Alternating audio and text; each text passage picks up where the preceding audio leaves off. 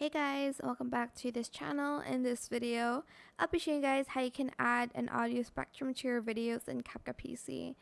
So I've selected just this video here. Go to green screen and you will see that there is an audio spectrum overlay here.